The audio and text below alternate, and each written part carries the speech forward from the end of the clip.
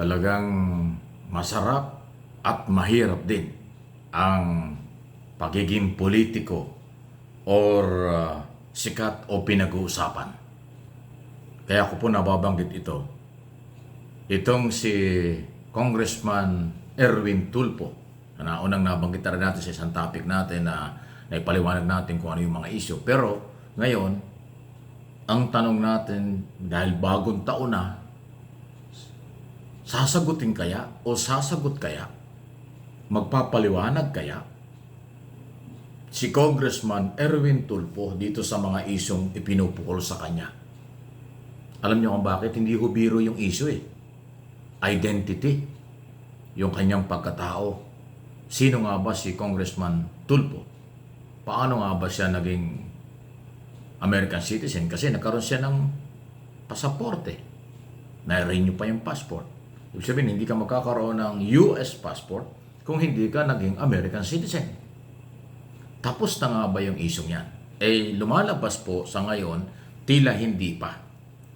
Kasi lumabas ang mga dokumento umano na nagsasabi nga po na iba. Hindi Erwin Tulfo o hindi Eris Silvestre Tulfo. Aba, iba yun.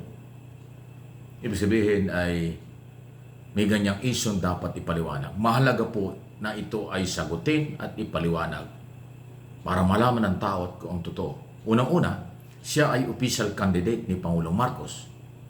Eh kung totoo na mayroong problema sa identity niya, aba mahirap yan.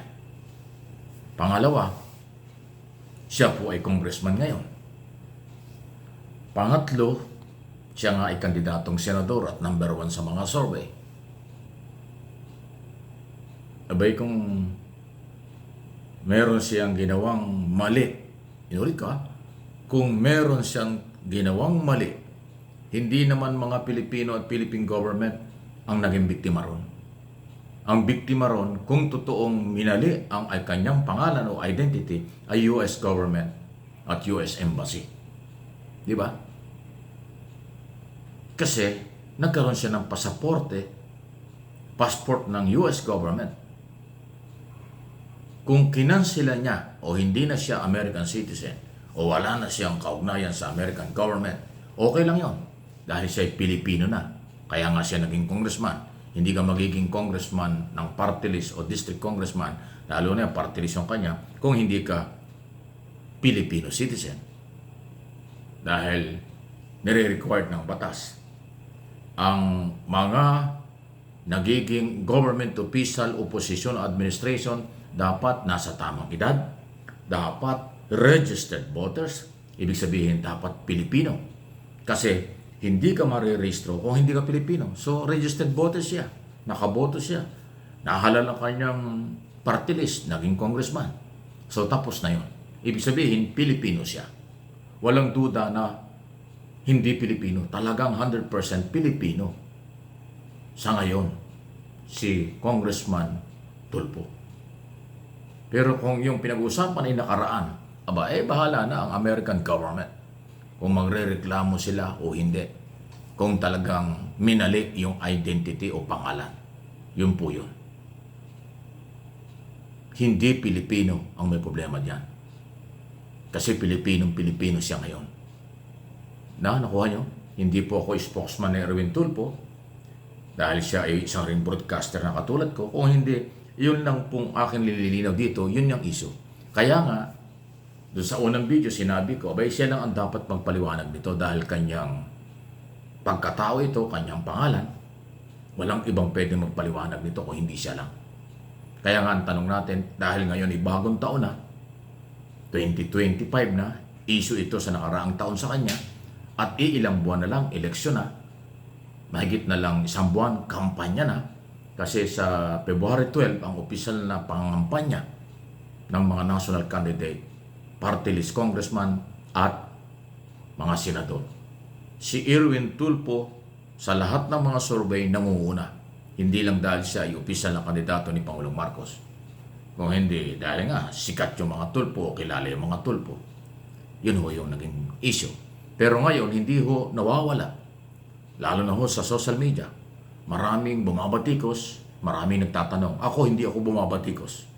Tinatanong ko lang at inaabangan ko lang kung kanyang liliwanagin ito. Kaya nga pinapaliwanag ko, 100% Pilipino na si Erwin Tulfo. Kasi hindi yan magiging congressman kung hindi Pilipino. Nagkaroon siya ng problema sa commission on appointment. Kaya hindi siya naging full-time secretary ng DSWD kasi may problema pa yung mga dokumento. Naayos na niya. Naging Pilipino na, kaya nga congressman na. So, kung ano man yung pagbabago or sinasabi niyong maling identity niya, hindi mga Pilipino ang biktima niyan. Ngayon, kung totoo na siya ay American citizen pa, aba, ibang issue yan. Kung talagang American citizen siya until now, may problema nga siya. Kasi hindi siya dapat congressman, hindi rin siya dapat maging senador. Ganun po yan eh. Pero dahil pinayagan ng COMELEC na siya ay congressman party list, ibig sabihin, nakita ng COMELEC na siya ay Pilipino. Ngayon, kung naalin lang ang COMELEC o kung ano man, ay ba ibang issue yan. Okay? Kaya yung pagpapaliwanag ni Erwin Tulfo ay kailangan. Hindi ito pwedeng ibaliwala. Congressman, pasintabi na po, hindi kita inuutusan. Kasi pag ikaw ay nagpaliwanag, maniwala ang tao o hindi, at least na ipaliwanag mo na. Pero kung mananatili kang tahimik at idededma mo itong isyong ito, ay baka ibang isipin ng tao. Baka makaapekto sa iyong pagkandidato dahil kailangan mo ang boto. Kahit number 1 ka sa survey, ay kung ganyan ang isyo at manahimik ka, baka isipin ng mga tao, sandali. May problema pala ito, bakit natin iboboto? Kaya ang advice ko, bilang hindi mo naman hihingi ang advice ko, pero bilang isa ring mamamahayag at kumikilala tayo sa karapatan ng lahat, ang pagpapaliwanag mo ang pinaka the best move para sa iyo. Para makumpante o sabihin, huwag magkaroon ng peace of mind ng iyong followers at supporters kung ano kailang gagawin sa darating na eleksyon. Pag nagpaliwanag ka, inuulit ko, pag tinanggap nila, wala kang problema. Pag hindi nila tinanggap, ay ibang issue yun. Bahala na sila. Pero ang mahalaga ay sagutin.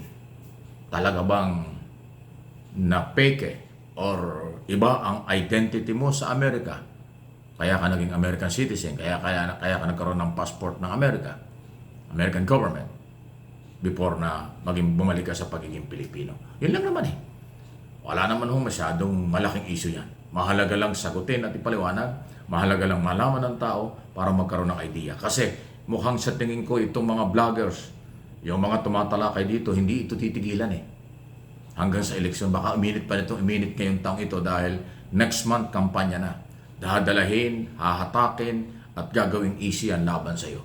Kaya hindi mo hinihingi advice ko, ang aking sinasabi, kilala mo naman ako Erwin, sagutin mo na sa tamang pamamaraan, mahinahon na pamamaraan para maintindihan ka.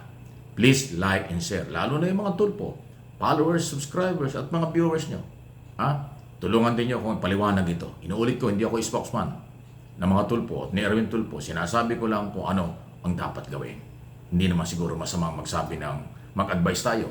Kung tanggapin o hindi, nasa kanila yon. Di ba? Please like, subscribe, follow, and pakishare po nitong mga video yung tinag-uusapan natin dito sa aking mga channel.